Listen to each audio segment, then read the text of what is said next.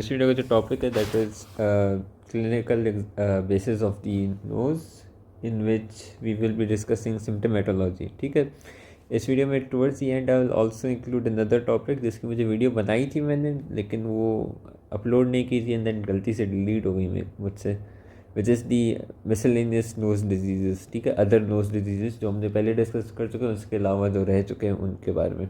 ठीक है, छोटे छोटे हैं वो, उसको इतना ज़्यादा पढ़ लेना ऑब्वियसली, लेकिन सवाल के हिसाब से डेप्थ नहीं है उनकी। आते हैं सवाल लेकिन डेप्थ नहीं होती इतनी ज़्यादा। ठीक है, तो सबसे पहले सिम्टमेटोलॉजी को डिस्कस करते हैं। तो सिम्टमेटोलॉजी ऑफ नोज़ में हमारे पास जो नोज़ के रिलेटेड सिम्टम्स आते हैं वो कौन कौन से हैं। सबसे पहला जो होता है दैट इज़ नेज़ल ऑब्स्ट्रक्शन। ठीक है, देन वी हैव राइनोरिया। ठीक है, देन वी हैव स्नीजिंग या फिर itching. Then we have smell disturbance. Nasal mass की कंप्लेन हो सकती है, स्नोरिंग की कंप्लेन हो सकती है।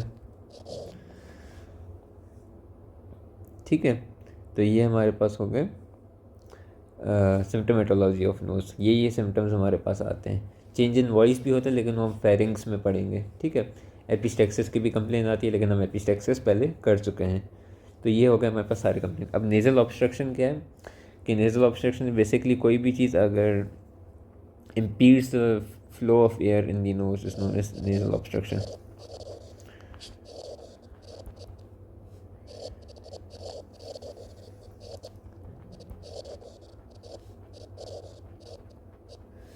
ठीक है, in the nose is known as nasal obstruction. अब ये जो हो सकती है हमारे पास, एक तो ये नोज़ में मसला हो सकता है या तो, ठीक है, या तो ये साइनसिस में कोई मसला हो गया या फिर ये नेज़ोफेरिंग्स में मसला हो गया। ठीक है, नोज़ में क्या है कि या तो सिरे से कंजेनाइटल ही हमारे पास वो है, कोई ना बनी ही नहीं, कोई ना लेट्रीजिया होगी।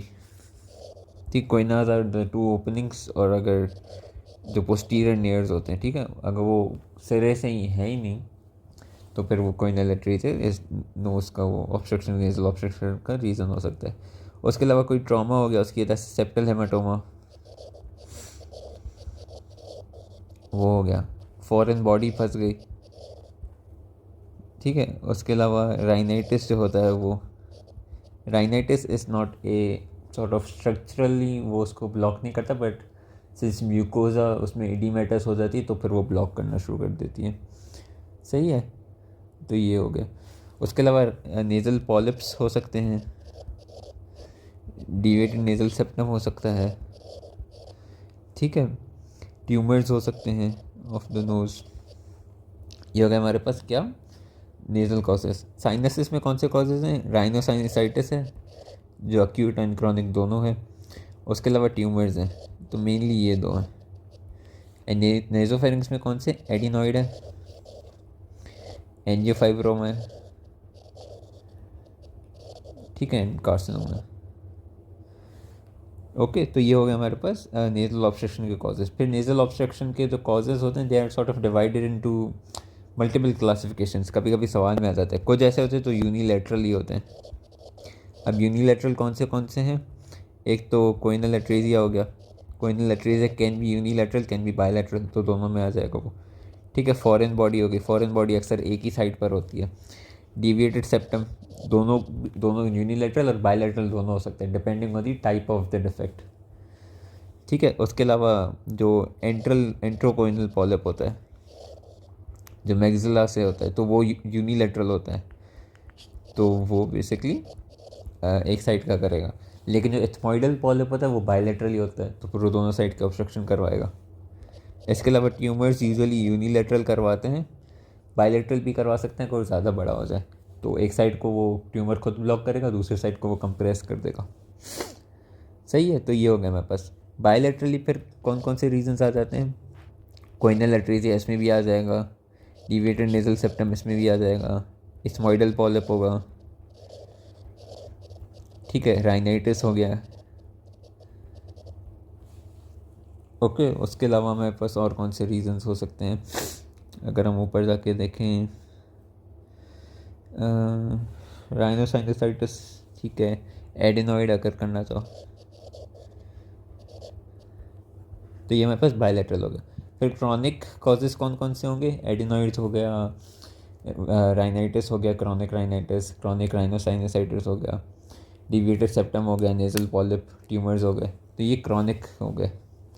सही है। एक्यूट में फिर फॉरेन बॉडी वगैरह होगी। तो ये हो गया मेरे पास नेजल ऑब्स्ट्रक्शन।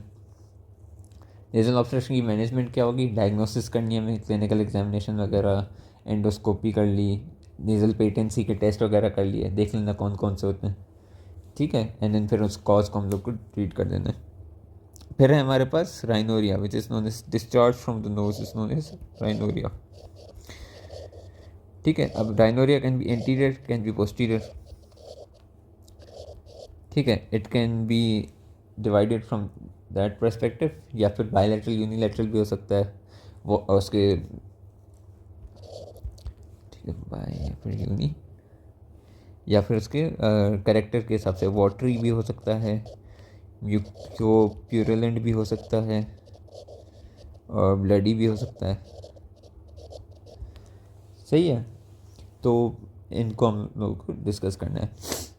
तो बायलैटरल जो होता है हमारे पास, that is usually due to rhinitis के फॉर्म्स, एलर्जिक हो गया, वेजोमोटर राइनाइटिस हो गया, कॉमन कोल्ड हो गई वगैरह।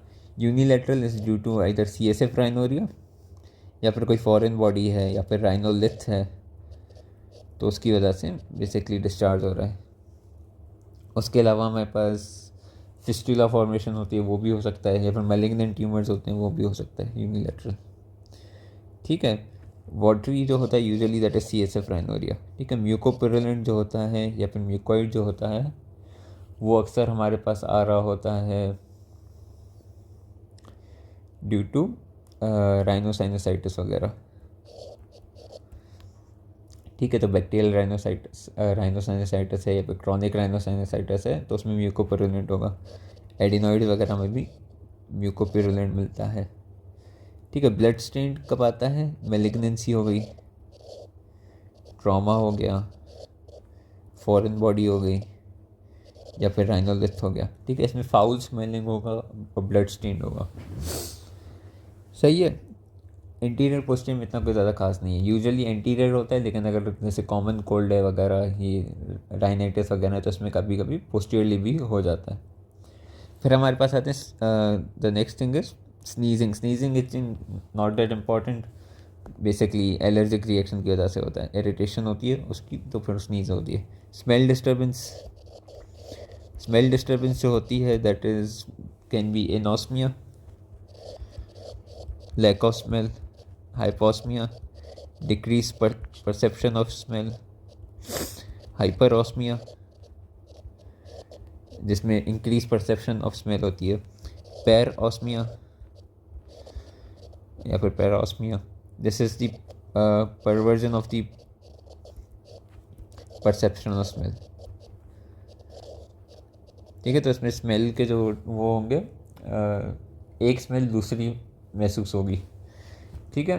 तो बिल्कुल citric smell, flowery sort of महसूस होगी, या फ्रूटी होगी, ऐसा कुछ होगा, ठीक है। Then there is cacosmia. इसमें क्या होगा कि हर स्मेल बैड वो होगी, क्या कहते हैं इसको, सूंघने में आएगी, ठीक है। इसकी मैं प्रॉपर डेफिनेशन फिर भी मैं उस पर देख के बता दूंगा, या एडिट करके उसमें रख दूंगा, लेकिन इट इज़ बेसिकली कि परसेप्शन होती है कि हर odour is bad. This is usually due to chronic rhinosinusitis and atrophic rhinitis, ठीक है। इसके और भी कॉजेज़ हो सकते हैं, जैसे हमारे पास फंगल इन्फेक्शन हो गए, या फिर फॉरेन बॉडी वगैरह हो गई, तो वो भी हो सकते हैं। सही है। तो ये हमारे पास हो गया ऑल्फेक्शन के। फिर हमारे पास आता है स्नोरिंग। स्नोरिंग जो है that is basically due to obstruction, हमारे पास जो ब्लॉकेज होती है ऑफ द एयर फ्लो, तो उसकी वजह से जो आवाज़ आती है उसको हम कहते हैं स्नोरिंग। अब obstruction can be at the level of nose, it can B at the level of nasopharynx, it can B level at the level of the oropharynx, ठीक है। कॉजेज़ क्या हो सकते हैं? एक तो ओबेसिटी हो सकती है, जनरल कॉज है, ठीक है। उसके अलावा जो क्या नाम है इसका, टॉन्सिल्स हैं, उनकी साइज़ बड़ी हो जाए तो, एडिनॉइड है उसकी साइज़ बड़ी हो जाए तो, ठीक है, नेज़ल ऑब्स्ट्रक्शन वैसे ही हो, ठीक है, मैक्रोग्लॉसिया की वजह से भी कभी कभी हो जाता है, एज वेल एज अगर यूविला ज़्यादा बड़ा है, ठीक है। तो ये स्नोरिंग के कॉजेज़ होते हैं। उसके अलावा और भी कॉजेज़ हैं स्नोरिंग के, ज़रूरी नहीं कि यही हो। डीएनएस हो सकता है, DNS is also cause of snoring, सही है। तो ये हमारे पास आ गए स्नोरिंग के कॉजेज। यूजुअली जो चीज़ नेज़ल ऑब्स्ट्रक्शन करवाएगी। अब हम डिस्कस करते हैं the second part of the video, that is the miscellaneous nasal diseases, ठीक है। अब जो सिम्टोमेटोलॉजी है उसमें भी मैंने कुछ डिजीज़ के नाम लिए हैं जो हमने डिस्कस नहीं किए, जैसे राइनोलिथ हो गया, या फिर फॉरेन बॉडी। चलो फॉरेन बॉडी तो सबको पता होता है, लेकिन राइनोलिथ का नाम खासकर मैंने डिस्कस किया था। तो ये ऐसे डिजीज़ हैं जो हमें अभी डिस्कस करने होंगे। स्टार्ट उससे ही करते हैं, राइनोलिथ से ही करते हैं, ठीक है। Rhino means nose, lith means stone. तो stone formation in nasal cavity is known as rhinolith. अब ये होता क्यों, यूजुअली क्या होता है कि फॉरेन बॉडी होती है, ये हमारे पास बनाती है न्यूक्लियस, उसके अराउंड क्या जमा होना शुरू हो जाएगा। यूजुअली फॉरेन बॉडी अकेले नहीं होती, उसके अराउंड ब्लड क्लॉट भी होता है, और क्या कहते हैं इसको, सिक्रीशंस भी होती हैं नेज़ल, ठीक है। इसके अराउंड फिर क्या जमा होना शुरू हो जाता है, कैल्शियम एंड मैग्नीशियम।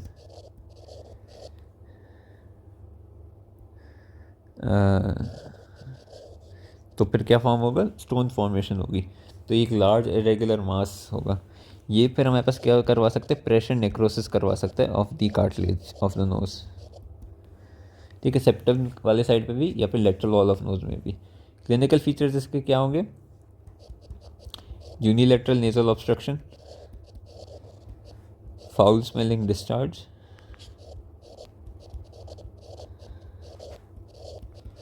ठीक है, अल्सरेशन करवा सकता है, और एपिस्टेक्सिस करवा सकता है, ठीक है। एग्जामिनेशन पे this will be a grey brown mass जो स्टोनी हार्ड होगा और ब्रिटल होगा, मतलब कि ईजिली टूट जाएगा, ठीक है। अब कोई भी अगर राइनोलिथ का बंदा आ जाए तो उसको ट्रीट कैसे करोगे, ट्रीटमेंट इसकी जो होती है वो होती है अंडर जीए, जनरल एनेस्थीसिया, ठीक है। अब यूजुअली ये होता है कि ये थ्रू एंटीरियर नेयर्स हम लोग रिमूव कर देते हैं, ठीक है। राइनोलिथ है, उसको एंटीरियर नेयर्स के थ्रू रिमूव कर लिया, इजी हो गया काम। कभी कभी ये होता है कि लार्ज होते हैं, लार्ज वाले को हमें पहले ब्रेक डाउन करना पड़ेगा, क्योंकि ब्रिटल है तो इजीली ब्रेक डाउन हो जाएगा, एंड देन फिर उसको निकालेंगे। कभी कभी ये होता है कि इतने ज़्यादा बड़े होते हैं कि एंटीरियर नेयर से नहीं निकल सकते, तो फिर हमें करना पड़ती है लेटरल राइनोटोमी, ठीक है। लेटरल राइनोटोमी करके फिर हमें ये निकालना पड़ता है। नोज़ है विल्फर दी है, तो उसके साइड से हम लोग को यहाँ पे इंसिजन देनी होती है, हम फिर उस इंसिजन से बेसिकली एक्सेस कर सकते हैं नेज़ल कैविटी के अंदर, तो फिर वो फिर लेटरल राइनोटोमी कहलाती है। Second thing is foreign body. Foreign body usually बच्चे वगैरह या फिर मेंटली रिटार्डेड, ठीक है। क्लिनिकली क्या है, यूनिलेटरल नेज़ल डिस्चार्ज होगा, यूनिलेटरल ऑब्स्ट्रक्शन होगी, ठीक है, ब्लड स्टेन्ड और फाउल स्मेलिंग डिस्चार्ज होगा, ठीक है। तो एक्सट्रीमली सिमिलर टू, क्या नाम है इसका, राइनोलिथ। अब राइनोलिथ एक हो गया जो यही पिक्चर होती है, उसके अलावा हमारे पास फॉरेन बॉडी हो गई, उसके अलावा हमारे पास नेज़ल डिप्थीरिया होता है जो हम डिस्कस नहीं करेंगे क्योंकि that's not part of the topic, लेकिन वो भी ऐसे ही प्रेजेंट करता है। उसके अलावा एक और हो गया नेज़ल मियासिस। नेज़ल मियासिस भी हमें डिस्कस करना है इस वीडियो में। बेसिकली कीड़े जो पड़ जाते हैं नाक में, maggots in the nose is known as nasal myiasis, ठीक है। तो ये बेसिकली चारों की प्रेजेंटेशन ऑलमोस्ट सेम ही होती है। यूनिलेटरल नेज़ल डिस्चार्ज जो ब्लड स्टेन होगा, फाउल स्मेलिंग होगा और नेज़ल ऑब्स्ट्रक्शन होगा। नेज़ल मियासिस की थोड़ी ज़्यादा सिवियर होती है, उसमें फिर इरिटेशन पेन वगैरह भी होता है, लेकिन मेजॉरिटी यही होती है इसमें। ठीक है, ट्रीटमेंट क्या है इसकी? Removal of foreign body. ठीक है, जनरल एनेस्थीसिया अगर नीड पड़ी तो दे देना, वरना नीड नहीं होती है। यूजुअली जनरल एनेस्थीसिया में नहीं करते हम लोग इसको, डायरेक्ट रिमूवल करना होता है तो no need for general anaesthesia. कभी कभी नीड पड़ जाती है तो फिर करना पड़ता है। ठीक है, रोज़ पोजीशन में हम लोग निकाल रहे होते हैं, तो ये दैट्स इम्पॉर्टेंट स्लाइडली। कॉम्प्लिकेशन इसकी क्या है? अगर फॉरेन बॉडी उधर ही रह गई तो इन्फेक्शन हो सकता है, वो इनहेल होकर एस्पायरेट हो सकती है, या फिर वो राइनोलेस फॉर्मेशन करवाती है। Then we have the third disease, that is the nasal myiasis. Nasal myiasis means maggots in the nose. अब वो कौन से जीनस के होते हैं? ट्रायोसोमिया। ठीक है, इस स्पीशीज़ के बेसिकली मैगट्स होते हैं, वो नोज़ में आते हैं।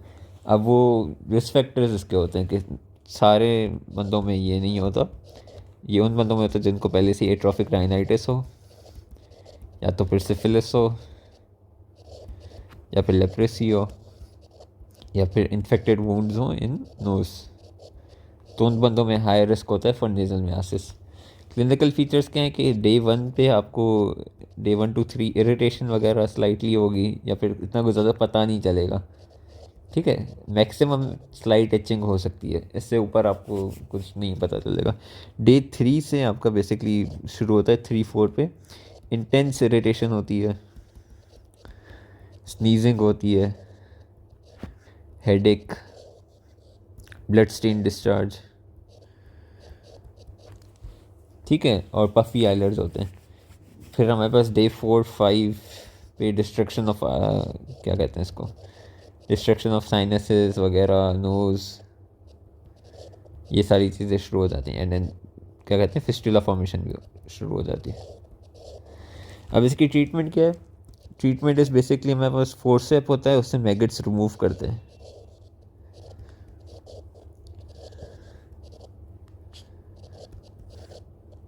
अब यूजुअली होता है कि हमें मैगट्स रिमूव करने से पहले उनको मारना पड़ता है।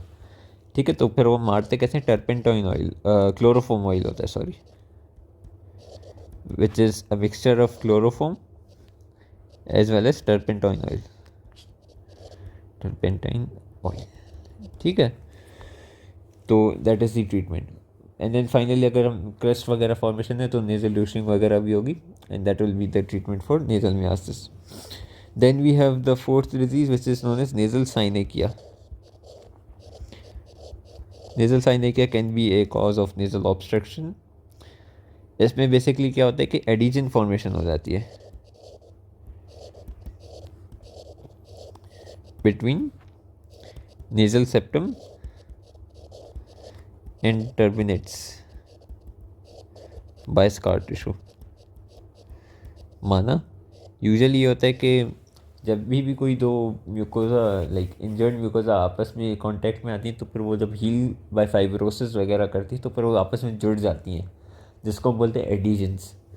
अगर ये नाक में ड्यू टू एनी सर्जरी वगैरह हमने हुआ और फिर हम लाइक ये जुड़ गई बाय फाइब्रोसिस, तो नाक तो बंद हो जाएगा, तो इसी को हम बोलते हैं नेजल साइनेकिया। होती क्यों है? It is due to injury to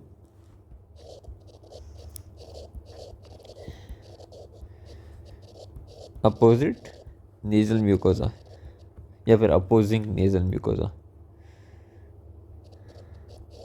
ठीक है, तो जो नेजल म्यूकोजा कैसे एक दूसरे को फेस कर रहे होंगे, उनके बेसिकली इंजरी की वजह से हमारे पास नेजल साइनेकिया होगा। ट्रीटमेंट क्या होगी? इसको बेसिकली कट करके रिमूवल ऑफ साइनेकिया करना पड़ता है, फिर इन दोनों के बीच में थिन शीट डालते हैं ताकि ये सही तरीके से हील हो जाए। And then yeah, that's nasal synechiae for you. Then we have finally choanal atresia. Choanal atresia is persistence of bucconasal membrane.